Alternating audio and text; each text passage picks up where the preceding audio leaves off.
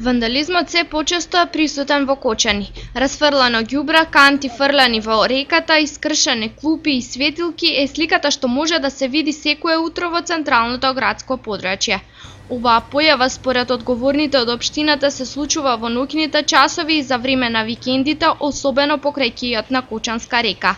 Граѓаните на Кочани свесни за случувањата и направената штета, но и со предлози како да се реши проблемот.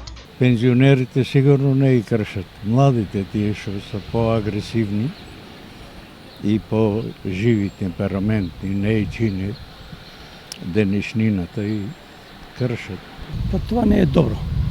Нема цивилизација кај нас населението општо решено. Едно време не се правят тие работи.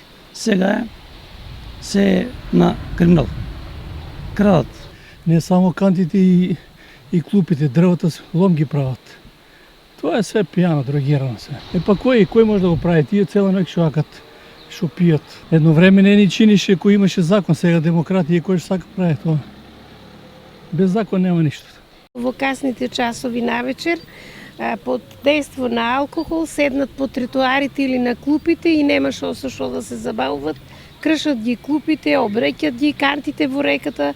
Обично наутро кога минам со момичката, со внукичката да шетам, се е обрнано во реката од клупи, од канти, од тоа. Тоа е значи многу недисциплинирано.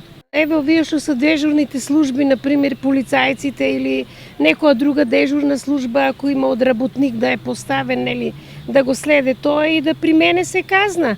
Кој го тоа прави и да се казне, да си сносе казна, зависи колкава е сумата на казната. Ја мислам дека друг пат нема тоа да го повтори ако биде казне. Па малолетниците закони ги штите, ама ќе се опомене еднаш, два пати, три пати и тај малолетник па има над него родители, па со родителот ќе се стапе во контакт, ќе се разговара да не се прави тоа. Штетите постојано се санираат од страна на локалната самоуправа. Сепак сторителите најчесто остануваат неказнети и повторно го прават истото дело.